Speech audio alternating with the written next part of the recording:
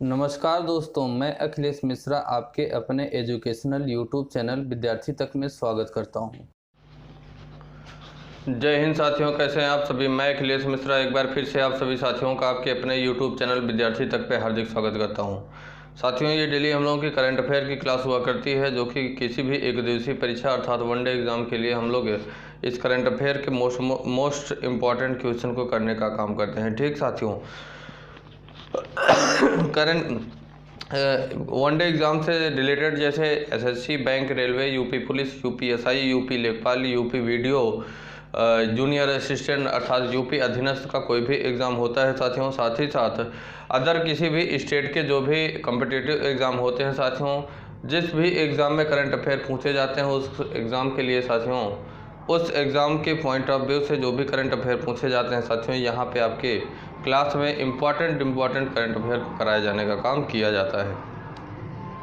साथियों, यहाँ पे एनालिसिस भी किया जाता है कि इस समय एग्जामिनर किस प्रकार के क्वेश्चन पूछ रहा है, एग्जामिनर इस समय किस प्रकार के क्वेश्चन को पूछ रहा है, ज़्यादा से ज़्यादा पुटअप कर रहा है, उसी तरीके के क्वेश्चन को यहाँ पे आप लोगों को कराए जाने की प्रत्येक दिन कोशिश की जाती है, जो कि काफ़ी हेल्पफुल होता है। ठीक साथियों, क्या होता है, काफ़ी हेल्पफुल होता है। तो क्लासों को साथियों आप लोग शुरू से लेकर लास्ट तक देखा करिए, साथ ही साथ क्लासों को ज़्यादा से ज़्यादा शेयर भी किया करिए, जिससे कि अन्य विद्यार्थी भी आपके यूट्यूब चैनल विद्यार्थी तक से जुड़कर वो भी इन सभी क्लासों का लाभ उठा सकें। ठीक साथियों,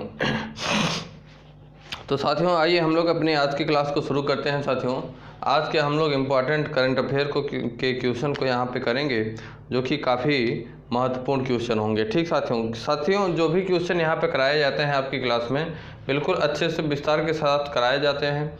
एक भी डाउट हमें नहीं लगता कि आप लोगों का कोई डाउट रहता होगा, कोई क्वेश्चन मन में उठता होगा।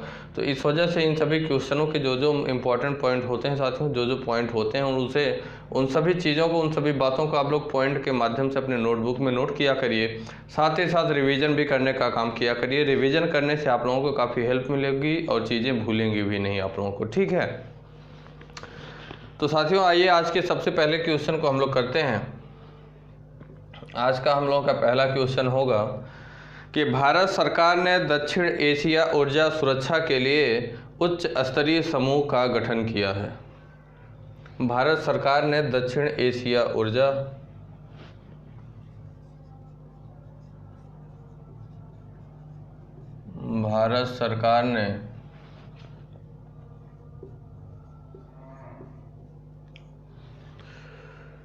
दक्षिण एशिया ऊर्जा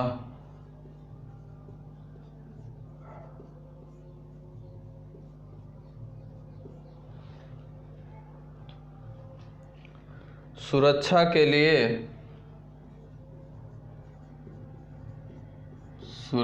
के लिए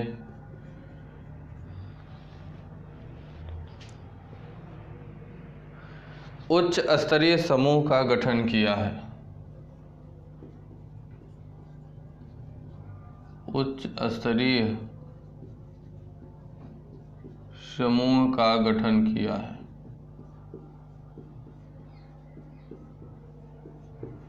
क्या किया है साथियों भारत सरकार ने? भारत सरकार ने साथियों दक्षिण एशिया ऊर्जा सुरक्षा के लिए, किसके? दक्षिण एशिया ऊर्जा सुरक्षा के लिए उच्च स्तरीय समूह का गठन किया है। इसका उद्देश्य क्या है साथियों, अगर बात करें तो सबसे पहले जानिए कि केंद्र सरकार द्वारा दक्षिण एशिया केंद्रीय ऊर्जा सुरक्षा वास्तुकला के निर्माण के लिए एक उच्च स्तरीय समूह का गठन किया गया है। साथियों, south Asia group for energy, जिसे हम SAGE भी कहते हैं, के नाम से उच्च स्तरीय समूह का नेतृत्व पूर्व केंद्रीय ऊर्जा सचिव राम विनय शाही जी करेंगे। लिखते हैं हम लोग, south Asia group for energy,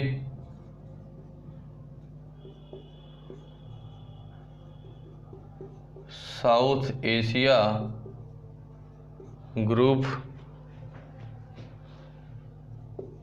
for energy, south Asia group for energy के नाम से साथियों उच्च स्तरीय समूह के अगर नेतृत्व की बात करें, किसके? उच्च स्तरीय समूह के साथियों नेतृत्व की बात करें तो जो हमारे केंद्रीय ऊर्जा सचिव हैं राम विनय शाही जी करेंगे।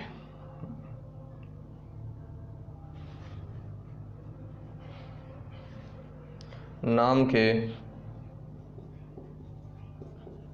उच्च स्तरीय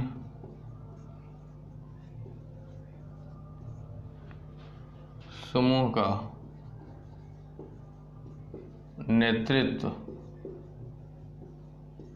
का नेतृत्व कौन करेंगे साथियों? केंद्रीय ऊर्जा सचिव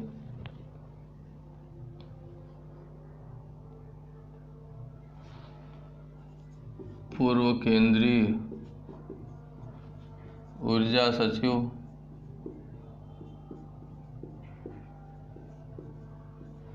केंद्रीय ऊर्जा सचिव जिनका नाम है साथियों राम विनय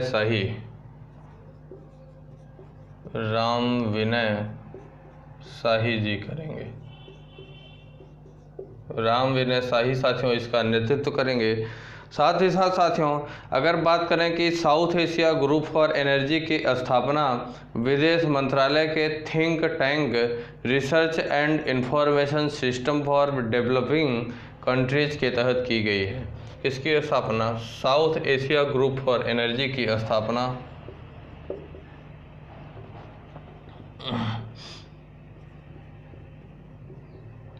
लिखिएगा, south Asia group for energy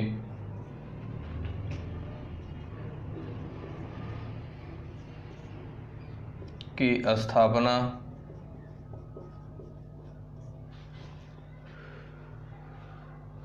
विदेश मंत्रालय के think tank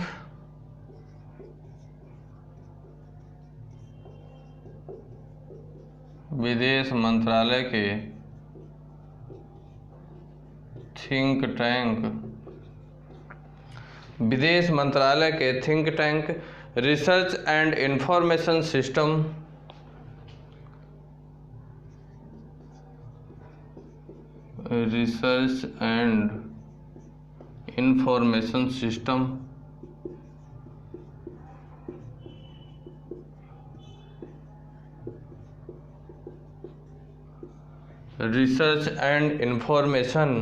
system for developing countries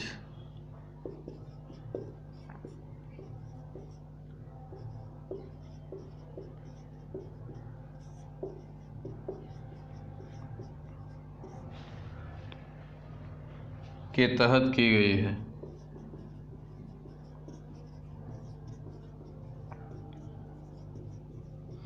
साथियों अगर हम बात करें कि साउथ एशिया ग्रुप की स्थापना किसके अंतर्गत की गई है, तो south Asia group for energy की स्थापना साथियों विदेश मंत्रालय के think tank research and information system for developing countries के अंतर्गत इसकी स्थापना की गई है। साथियों किसी दक्षिणी एशियाई देशों के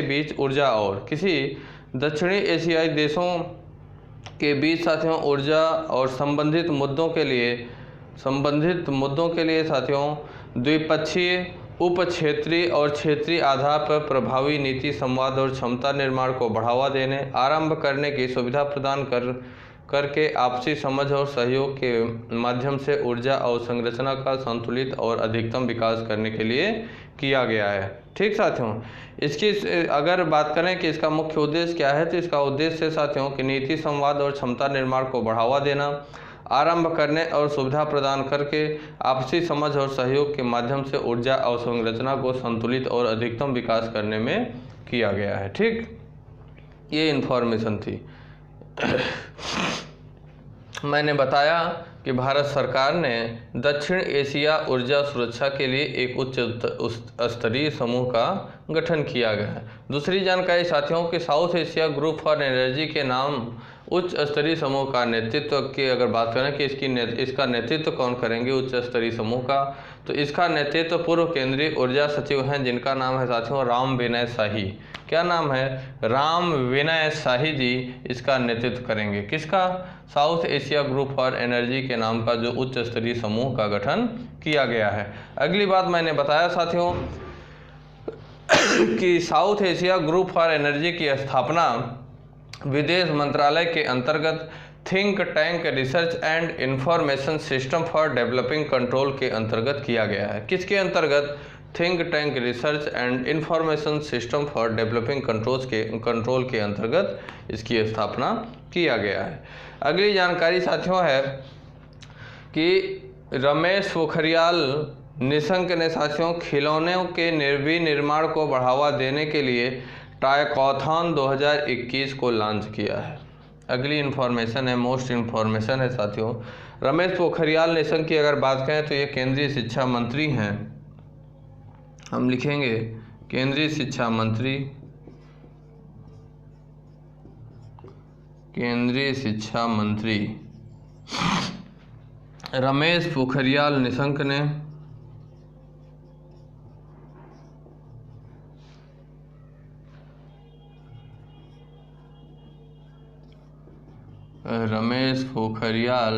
ने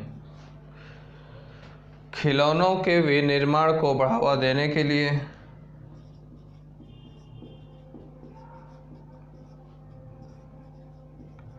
विनिर्माण को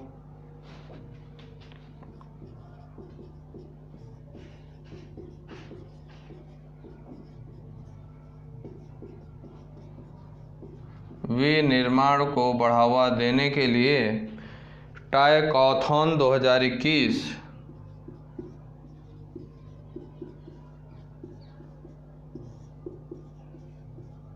लॉन्च किया।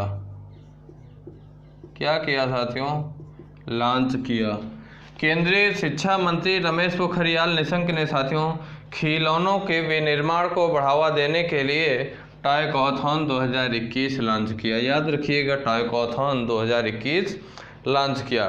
केंद्रीय शिक्षा मंत्री रमेश पोखरियाल निशंक और केंद्रीय महिला एवं बाल विकास एवं कपड़ा मंत्री स्मृति ईरानी ने, कौन? स्मृति ईरानी ने साथियों, ये दोनों लोगों ने संयुक्त रूप से टाइकॉथॉन 2021 और टाइकॉथॉन पोर्टल का शुभारंभ किया। टाइकॉथॉन 2021 के साथ साथ साथियों टाइकॉथॉन पोर्टल का भी शुभारंभ किया।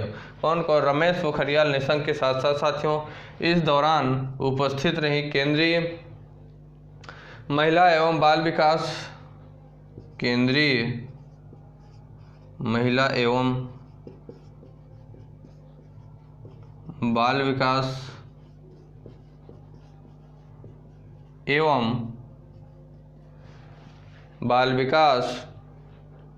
एवं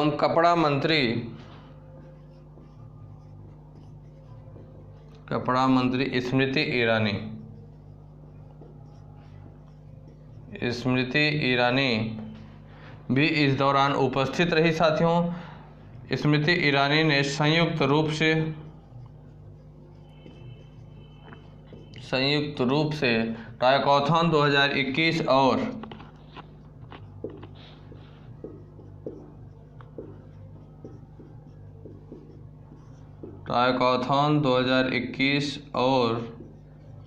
टाइकॉथॉन पोर्टल को लॉन्च किया, की शुरुआत की।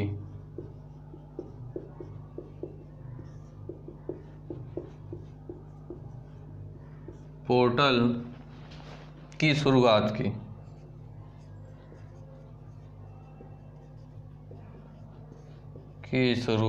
किया। केंद्रीय साथियों शिक्षा मंत्री रमेश पोखरियाल निशंक साथ ही साथ केंद्रीय महिला एवं बाल विकास एवं कपड़ा मंत्री स्मृति ईरानी ने साथियों खिलौनों के विनिर्माण को बढ़ावा देने के लिए टाइकॉथॉन 2021 को लॉन्च किया। साथ ही साथ टाइकॉथॉन पोर्टल को भी लॉन्च करने का काम किया। किसका? टाइकॉथॉन पोर्टल का भी शुभारंभ किया। साथियों भारत को ग्लोबल टॉय मैन्युफैक्चरिंग हब के रूप में विकसित करने के लिए टाइकॉथॉन का आयोजन किया जा रहा है। ये जो टाइकॉथॉन का आयोजन किया जा रहा है साथियों, ये भारत को ग्लोबल टॉय मैन्युफैक्चरिंग हब बनाने के लिए, किसके लिए? भारत को ग्लोबल टॉय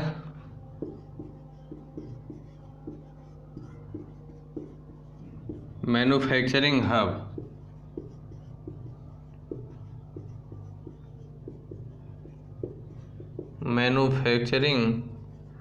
बनाने के लिए, भारत को साथियों ग्लोबल टॉय मैन्युफैक्चरिंग हब बनाने के लिए टाइकॉथॉन का साथियों क्या आयोजन किया जा रहा है। साथियों, टॉयकॉथॉन अगर बात करें तो भारतीय मूल्य प्रणाली पर आधारित अभिनव खिलौनों की अवधारणा विकसित करने के लिए एक मंच प्रदान करेगा। क्या करेगा?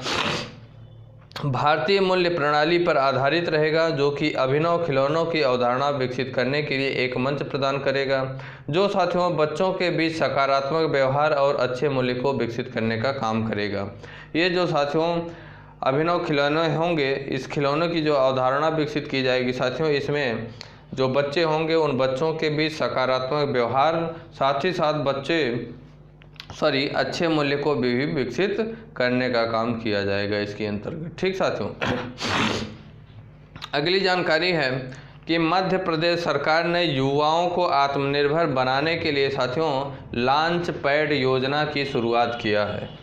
अगली न्यू इन्फॉर्मेशन है कि मध्य प्रदेश सरकार ने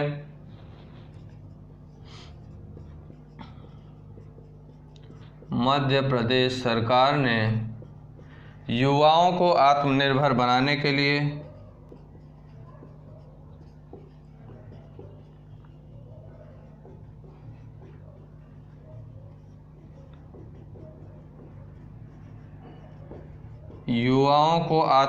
बनाने के लिए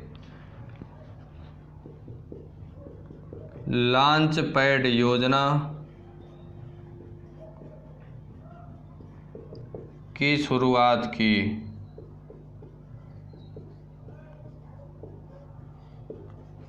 मध्य प्रदेश सरकार ने साथियों युवाओं को आत्मनिर्भर बनाने के लिए लॉन्च पैड योजना, कौन सी लॉन्च पैड योजना की शुरुआत किया है। मध्य प्रदेश सरकार ने साथियों बाल देखभाल संस्थानों से बाहर निकलने वाले और 18 वर्ष की आयु पूरी करने वाले लड़के या लड़कियों के लिए लॉन्च पैड योजना की शुरुआत किया है। किसके लिए साथियों? जो बाल देखभाल संस्थानों से बाहर निकल रहे हैं जो बच्चे या बच्चियां, साथ ही साथ साथियों जो 18 वर्ष की आयु को पूरी कर ले रहे हैं, चाहे वो लड़की हो चाहे लड़कियां हो साथियों, लड़के हो चाहे लड़कियां हो, उन सभी के लिए साथियों लॉन्च पैड योजना मध्य प्रदेश सरकार द्वारा लॉन्च किया गया है। साथियों इस योजना में अगर बात करें तो इस योजना को राज्य के महिला एवं बाल विकास विभाग द्वारा इन युवाओं को एक मंच प्रदान करने के उद्देश्य से शुरू किया गया है। किसके द्वारा?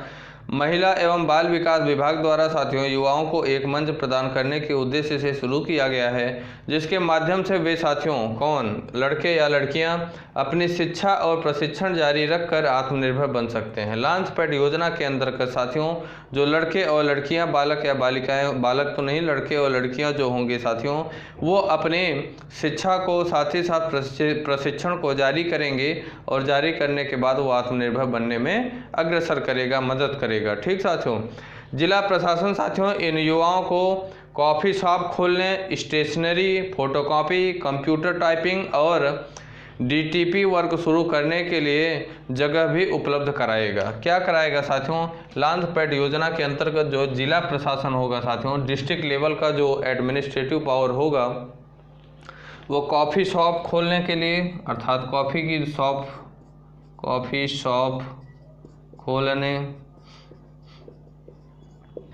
शॉप खोलने, स्टेशनरी की शॉप खोलने के लिए, फोटोकॉपी,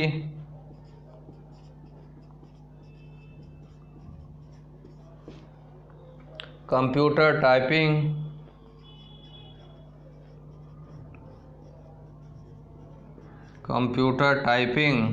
साथ ही साथ डीटीपी वर्क शुरू किया जा सकता है। डीटीपी वर्क, ये सभी वर्क शुरू करने के लिए जो जिला प्रशासन होगा साथियों मध्य प्रदेश सरकार का, कॉफ़ी शॉप खोलने के लिए, स्टेशनरी शॉप खोलने के लिए, फोटोकॉपी शॉप खोलने के लिए, कंप्यूटर टाइपिंग खोलने के लिए, साथ ही साथ डीटीपी वर्क करने के लिए साथियों मध्य प्रदेश सरकार का जो जिला प्रशासन होगा ये जगह भी उपलब्ध कराने का काम करेगा। क्या करेगा? जगह भी उपलब्ध कराएगा। साथियों इसे राज्य के सभी 52 जिलों को साथियों इंदौर, सागर, ग्वालियर, जबलपुर और भोपाल के मुख्यालय के साथ 5 समूह में विभाजित किया गया है। ये जो साथियों लॉन्च पैड योजना है यह मध्य प्रदेश के पूरे 52 जिलों में लागू हुई है।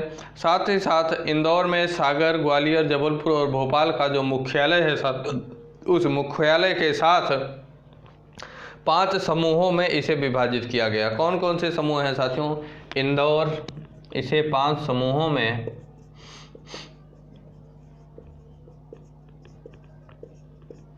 जैसे इंदौर, सागर, ग्वालियर, जबलपुर,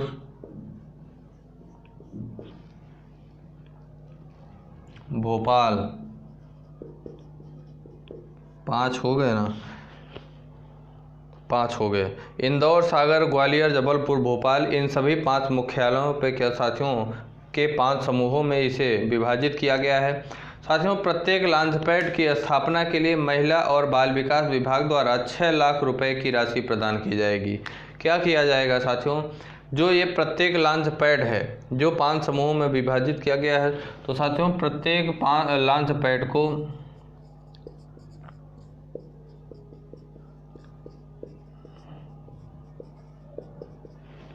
लॉन्चपैड को स्थापित करने के लिए महिला एवं बाल विकास विभाग द्वारा साथियों स्थापित करने के लिए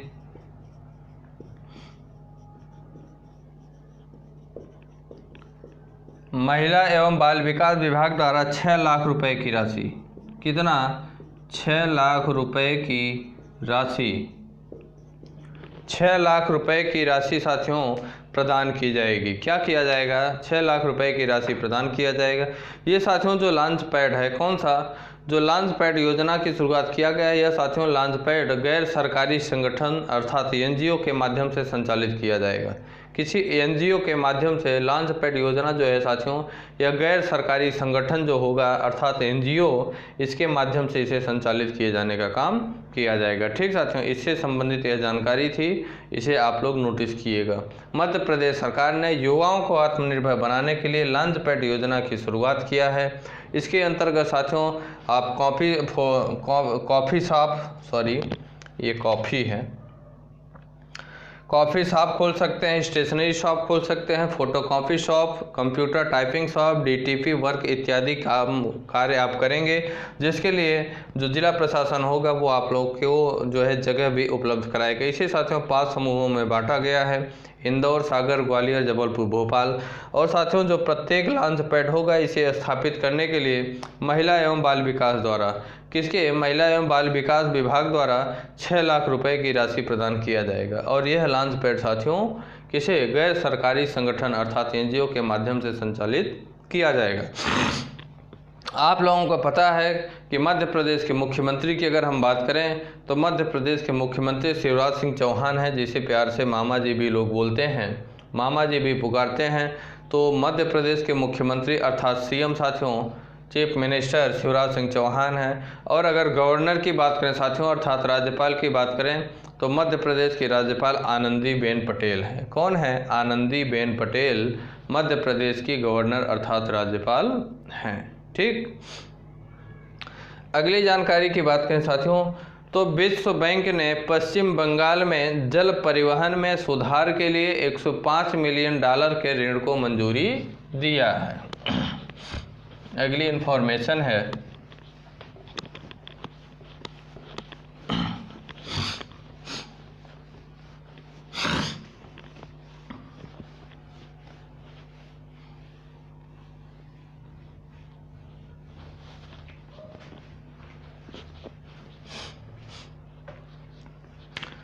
विश्व बैंक ने पश्चिम बंगाल में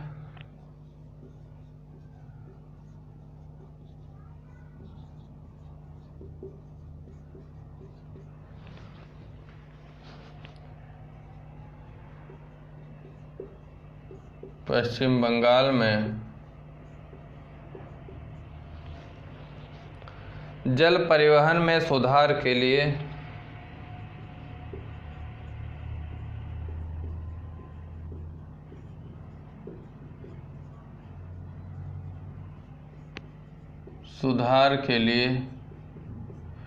जल परिवहन में सुधार के लिए $105 मिलियन के $105 मिलियन डॉलर के ऋण को मंजूरी दिया है।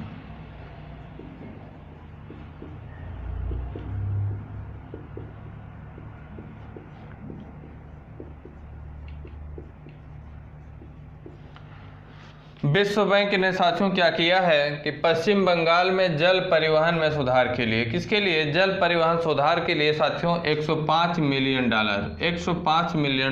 डॉलर के ऋण को मंजूरी देने का काम किया है। ठीक साथियों, विश्व बैंक ने पश्चिम बंगाल के कोलकाता में अंतर्देशीय जल परिवहन अवसंरचना सुधार करने के लिए भारत सरकार और पश्चिम बंगाल सरकार के साथ 105 मिलियन डॉलर लगभग 10.5 करोड़ डॉलर के परियोजना पर हस्ताक्षर करने का काम किया है। कितने करोड़ का साथियों, 10.5 करोड़ रुपए की परियोजना पर हस्ताक्षर किया है। यह हस्ताक्षर साथियों भारत सरकार और पश्चिम बंगाल सरकार के मध्य हुआ है 105 मिलियन डॉलर के लिए। International bank for reconstruction and development से साथियों 105 मिलियन डॉलर के ऋण की परिपक्वता अवधि 7 साल की छूट अवधि के साथ 17 साल के लिए किया गया है। यह साथियों international bank for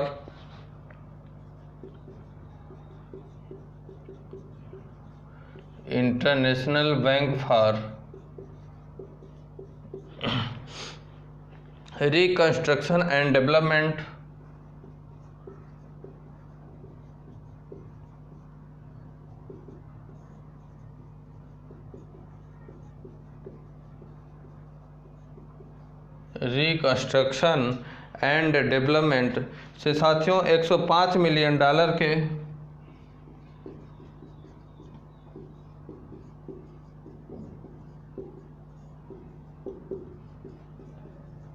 105 million dollar के ऋण की परिपक्वता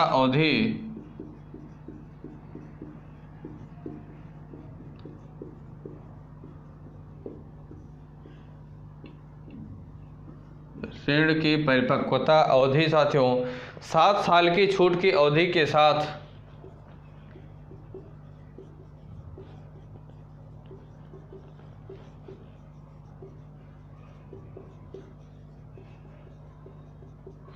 7 साल की छूट की अवधि के साथ साथियों इसे 17 साल के लिए किया गया है। 17 साल के लिए यह जो ऋण लिया गया है साथियों 7 साल की छूट है। 7 साल की छूट के साथ ही इसे 17 साल के लिए लिया गया है। 105 मिलियन डॉलर साथियों किसके मध्य, भारत सरकार के मध्य, केंद्र सरकार के मध्य साथियों, साथ ही साथ पश्चिम बंगाल सरकार के मध्य साथियों 105 मिलियन डॉलर के ऋण की बात की गई है। साथियों पश्चिम बंगाल अंतर्देशीय जल परिवहन, रसद और स्थानिक विकास परियोजना हुगली नदी के पार यात्रा और माल ढुलाई की सुविधा में सुधार के साथ साथ कोलकाता महानगर क्षेत्र में पहुंच में सुधार करेगी, जिसमें इसके नागरिकों के जीवन की गुणवत्ता में सुधार होगा और राज्य के लॉजिस्टिक क्षेत्र के विकास के प्रति भी योगदान दिया जाएगा, ऐसा कहा जा रहा है। इस परियोजना में साथियों कोलकाता महानगर क्षेत्र सहित अगर बात करें तो दक्षिण पश्चिम बंगाल के 5 सबसे ज़्यादा आबादी वाले जिलों को शामिल किया गया है, जहां साथियों लगभग 3 करोड़ अथवा पश्चिम बंगाल की 1/3 आबादी रहती है। जो साथियों पश्चिम बंगाल की दक्षिण पश्चिम बंगाल है, पश्चिम बंगाल का दक्षिणी पश्चिमी बंगाल का एरिया है साथियों, उसके 5 शहर जो सबसे ज़्यादा आबादी वाले ज़िले होंगे वो इसमें शामिल होंगे। इन सभी 5 अगर शहरों में बात करें साथियों जो सबसे ज़्यादा आबादी वाले शहर हैं, इसमें 3 करोड़ साथियों लगभग 3 करोड़ अथवा पश्चिम बंगाल की 1/3 आबादी रहती है, ऐसा हम कह सकते हैं। 3 करोड़ लोग इसमें निवास करते हैं।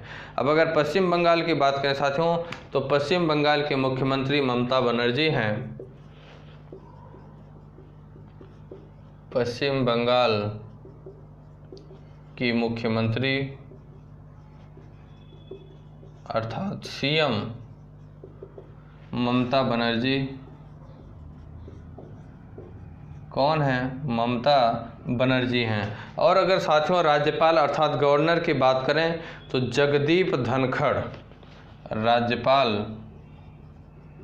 अर्थात गवर्नर की बात करें तो जगदीप धनखड़।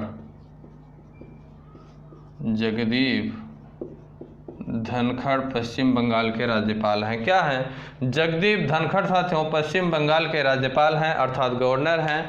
और अगर साथियों पश्चिम बंगाल के सीएम अर्थात मुख्यमंत्री की बात करें तो ममता बनर्जी पश्चिम बंगाल की मुख्यमंत्री हैं। क्या हैं? ममता बनर्जी पश्चिम बंगाल के मुख्यमंत्री हैं। अगली जानकारी की बात करें साथियों तो अगली जानकारी है कि महाराष्ट्र का पत्रकार दिवस कब मनाया जाता है? महाराष्ट्र का पत्रकार दिवस कब मनाया जाता है? महाराष्ट्र का पत्रकार दिवस। महाराष्ट्र का पत्रकार दिवस साथियों अगर बात करें तो 6 जनवरी को मनाया जाता है। प्रत्येक वर्ष 6 जनवरी को, प्रत्येक वर्ष 6 जनवरी को साथियों महाराष्ट्र का पत्रकार दिवस महाराष्ट्र में पत्रकार दिवस के रूप में मनाया जाता है। महाराष्ट्र का पत्रकार दिवस 6 जनवरी को मनाया जाता है।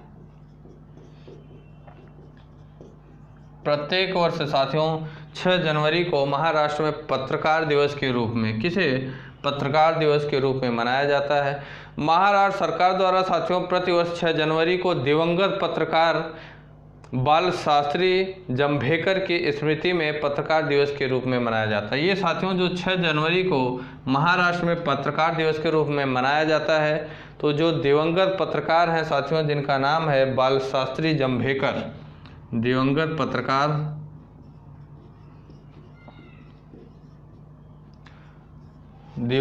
पत्रकार बाल शास्त्री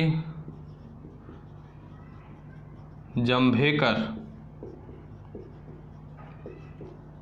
बाल शास्त्री जो दिवंगत पत्रकार हैं साथियों जिनका नाम है बाल शास्त्री जंभेकर, इनकी याद में साथियों इनकी स्मृति में प्रत्येक वर्ष महाराष्ट्र में 6 जनवरी को पत्रकार दिवस के रूप में मनाया जाता है। ठीक, पत्रकार दिवस के रूप में मनाया जाता है।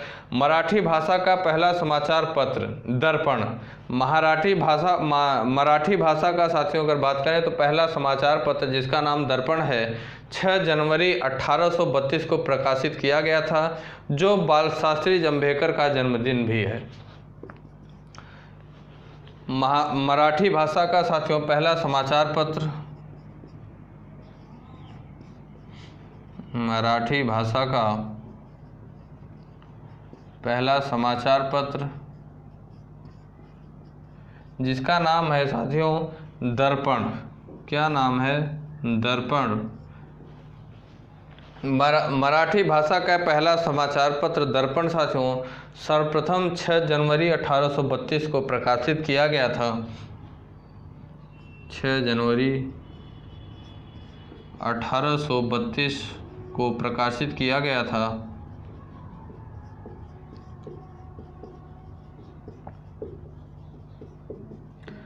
इसके अंतर्गत और बात करें साथियों तो मराठी भाषा का जो पहला पत्रकार दर्पण है इसे 6 जनवरी 1832 को प्रकाशित किया गया था और 6 जनवरी 1832 को ही साथियों बाल शास्त्री जंभेकर का जन्मदिन भी हुआ करता था, प्रकाशित हुआ था। जो बाल शास्त्री जंभेकर का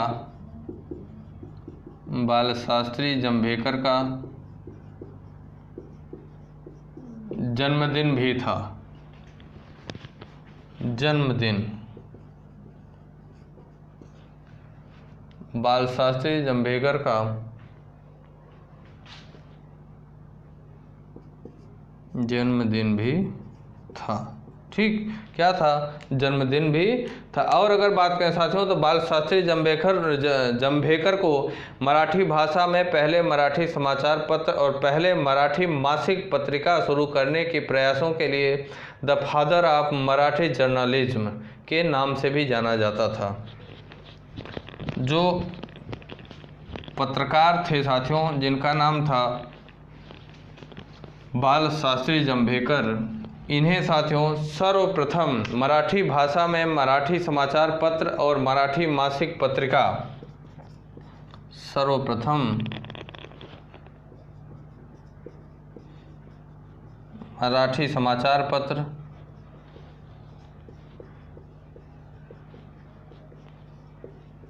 मराठी समाचार पत्र और साथ ही साथ साथियों मराठी भाषा में मराठी मासिक पत्रिका, मराठी मासिक पत्रिका, इन दोनों को साथियों सर्वप्रथम मराठी भाषा में प्रकाशित करने के कारण इन्हें साथियों पत्रकारिता शुरू करने के प्रयासों के लिए the father of Marathi journalism भी कहा जाता था। क्या कहा जाता था? The father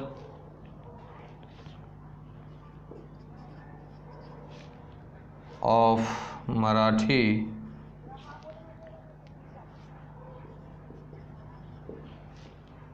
journalism.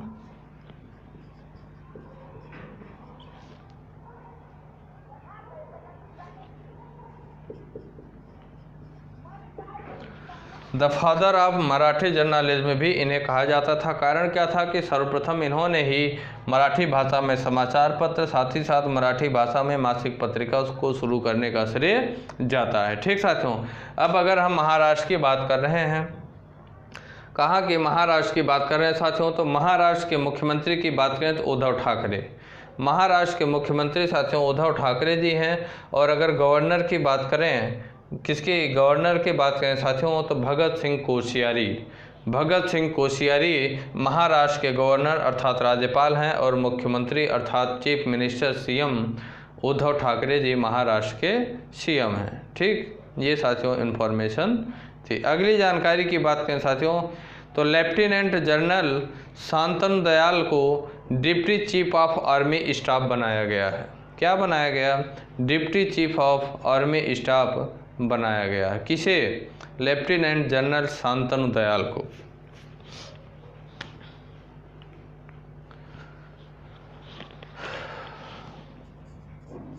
Lieutenant general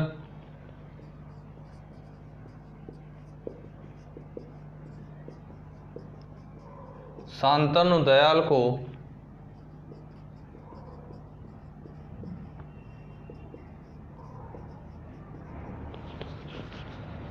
deputy chief of army staff, deputy chief of army staff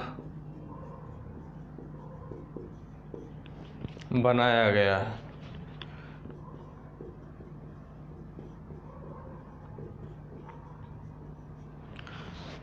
lieutenant general Shantanu Dayal को, किसे? शांतनु दयाल को साथियों deputy chief of army staff, deputy chief of army staff बनाया गया। लेफ्टिनेंट जनरल शांतनु दयाल को साथियों नया डिप्टी चीफ आर्मी स्टाफ चुना गया है। लेफ्टिनेंट जनरल दयाल को बात करें साथियों, शांतनु दयाल तेजपुर स्थित 4 कोर के कमांडर हैं। किसके? 4 कोर के कमांडर हैं।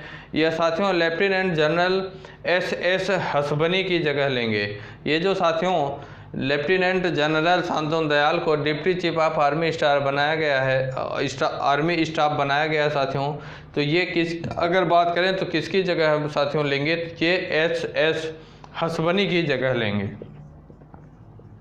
एस हसबनी, एस हसबनी की साथियों ये जगह लेंगे शांतनु दयाल जी। और अगर बात करें साथियों तो 31 दिसंबर को सेवानिवृत्त हो गए हैं। एस हसबनी कब? 31 दिसंबर 2020 को, 31 दिसंबर 2020 को सेवानिवृत्त हो गए हैं, जिसके कारण लेफ्टिनेंट जनरल शांतनु दयाल को deputy chief of army staff बनाया गया। क्या बनाया गया? Deputy chief of army staff बनाया गया है। भारतीय सेना ने साथियों हाल ही में सेना मुख्यालय और कोर कमांडरों, प्रशासनिक और प्रशिक्षण संस्थानों सहित विभिन्न अन्य पदों पर बड़े फेरबदल किए हैं। अन्य महत्वपूर्ण फेरबदल की बात करें साथियों तो रक्षा मंत्रालय के चीफ ऑफ डिफेंस स्टाफ के साथ नवनिर्मित डिपार्टमेंट ऑफ मिलिट्री अफेयर्स, नवनिर्मित डिपार्टमेंट ऑफ मिलिट्री अफेयर को डिप्टी अफेयर में साथियों मिलिट्री अफेयर में किया गया है। Lieutenant general Taranjit Singh, lieutenant general Taranjit Singh रक्षा मंत्रालय के तहत डिपार्टमेंट ऑफ मिलिट्री अफेयर के अतिरिक्त सचिव के रूप में शामिल होने के पहले सेना अधिकारी हैं।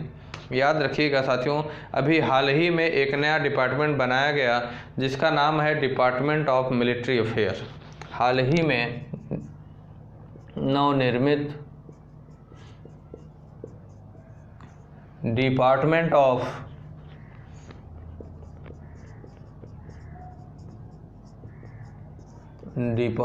ऑफ मिलिट्री अफेयर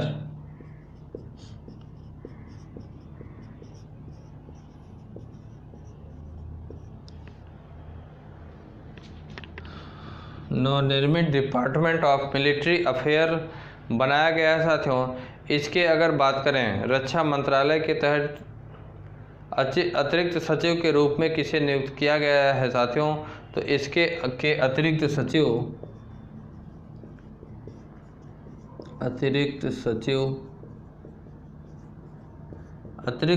की बात करें साथियों, तो लेफ्टिनेंट जनरल तरनजीत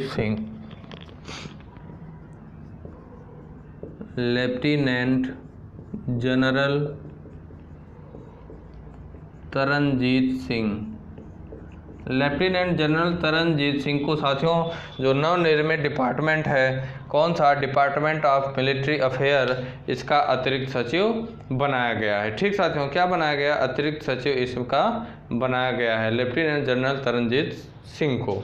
साथ ही साथ शांतनु दयाल को deputy chief of army staff भी बनाया गया है। शांतनु दयाल की बात करें तो ये एस हसबनी की जगह लेंगे। किसकी, एस हसबनी की जगह लेंगे, जो 31 दिसंबर 2020 को सेवानिवृत्त हो गए हैं। थल सेना अध्यक्ष की बात करें साथियों, तो आप सभी जानते ही हैं कि थल सेना अध्यक्ष जनरल मनोज मुकुंद नरवणे जी थल सेना अध्यक्ष हैं। ठीक साथियों, अगली इन्फॉर्मेशन की बात करें साथियों, तो अगली इन्फॉर्मेशन है टाटा पावर ने MSME के लिए आसान और किफ़ायती वित्त पोषित योजना शुरू करने के लिए सिडबी के साथ साथियों साझेदारी किया है। अगली इन्फॉर्मेशन है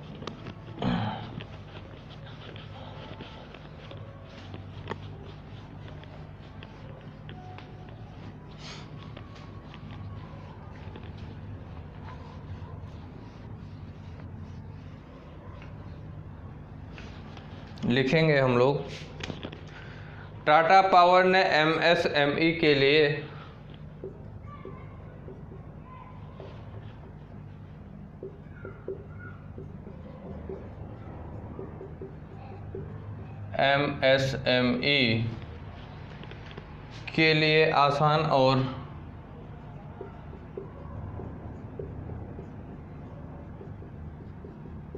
आसान और किफ़ायती वित्त पोषित योजना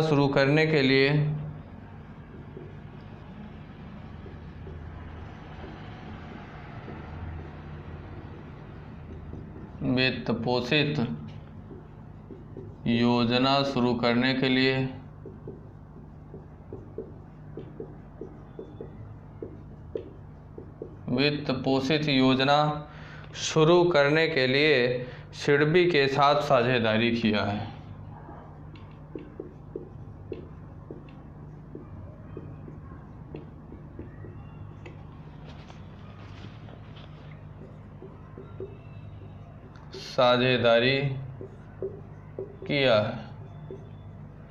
किसके साथ साथियों, सिडबी के साथ। टाटा पावर ने MSME के लिए आसान और किफ़ायती वित्त पोषित योजना शुरू करने के लिए, कौन सी ऐसी योजना जो आसान हो और किफ़ायती हो, वित्त पोषित योजना शुरू करने के लिए टाटा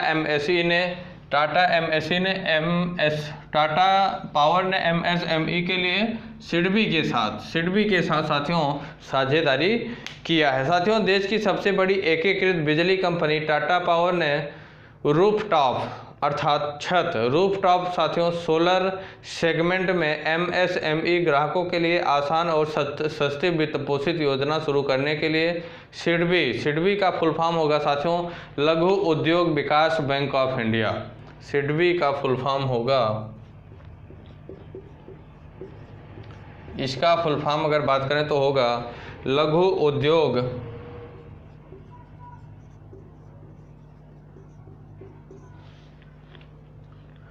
विकास bank of India.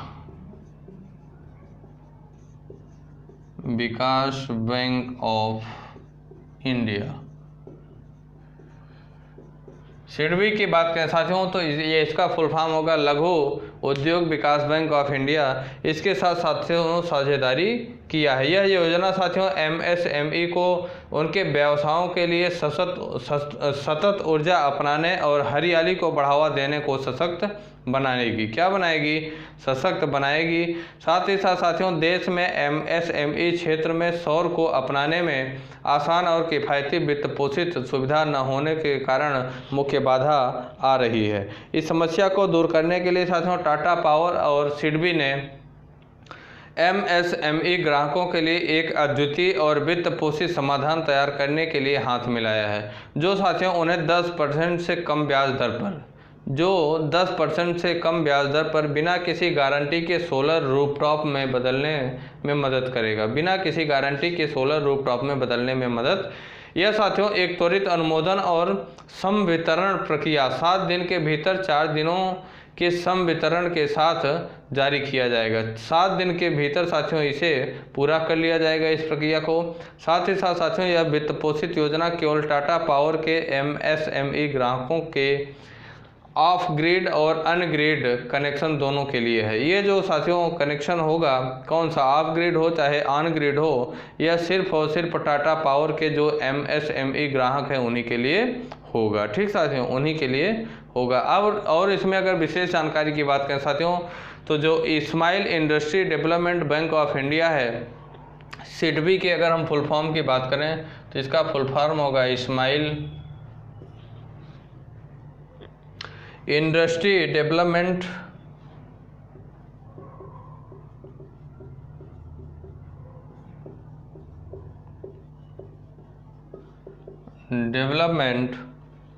Bank of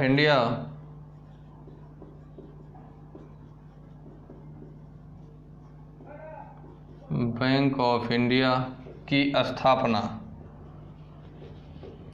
SIDBI की स्थापना अर्थात smile industries development bank of India, smile industry development bank of India की अगर स्थापना की बात करें साथियों तो इसकी स्थापना 2 अप्रैल 1990 को की गई।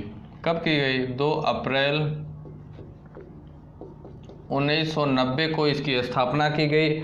और साथियों अगर सिडबी के मुख्यालय की बात करें, कौन से? सिडबी की मुख्यालय अर्थात smile industry development bank of India, इसका मुख्यालय साथियों उत्तर प्रदेश के लखनऊ शहर में है। उत्तर प्रदेश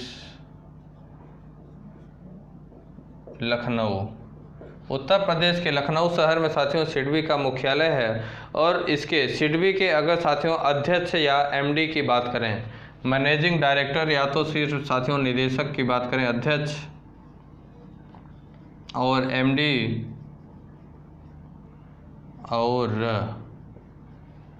एमडी की बात करें साथियों तो देवेंद्र कुमार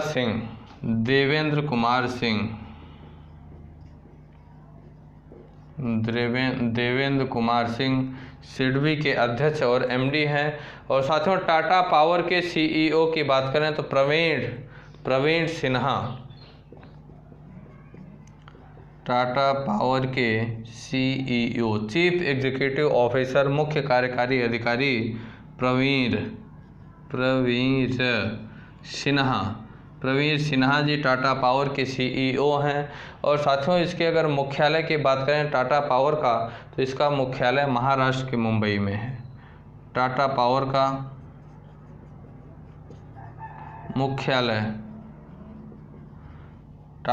का मुख्यालय साथियों मुंबई महाराष्ट्र में है। मुंबई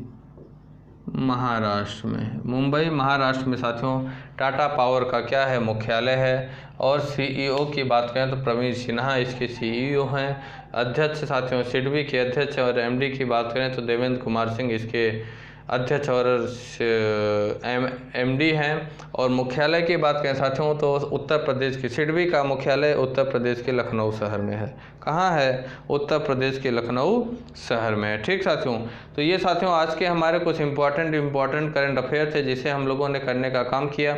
सभी क्वेश्चन साथियों आजकल के जो भी कॉम्पिटिटिव एग्ज़ाम है सभी क्वेश्चन इसी तरीके के क्वेश्चन आजकल के कॉम्पिटिटिव एग्जाम में पूछे जाने का ट्रेंड चल रहा है साथियों, क्योंकि इन सभी चीज़ों को अच्छे से विस्तार के साथ एनालिसिस किया जाता है। एनालिसिस करने के बाद तब आप तक क्लासों को पहुंचाए जाने का काम किया जाता है। ठीक साथियों, तो इस वजह से क्लासों को आप लोग शुरू से लेकर लास्ट तक देखा करिए। साथ ही साथ अगर हो सके आपसे तो प्रॉपर आप लोग जो है पॉइंट वाइज पॉइंट आप लोग नोट्स भी अपनी बनाया करिए, जिससे कि आप लोगों को रिवीजन करने में काफ़ी हेल्प मिले। क्या मिले? रिवीजन करने में काफ़ी हेल्प मिलेगी आप लोगों को। ठीक साथियों, तो ठीक है फिर क्लास को यहीं से ओवर करते हैं। जय हिंद, जय भारत। दोस्तों अगर आप हमारे YouTube चैनल विद्यार्थी तक पे नए हैं तो लाइक करें, सब्सक्राइब करें और बेल आइकन को दबाना ना भूलें। धन्यवाद।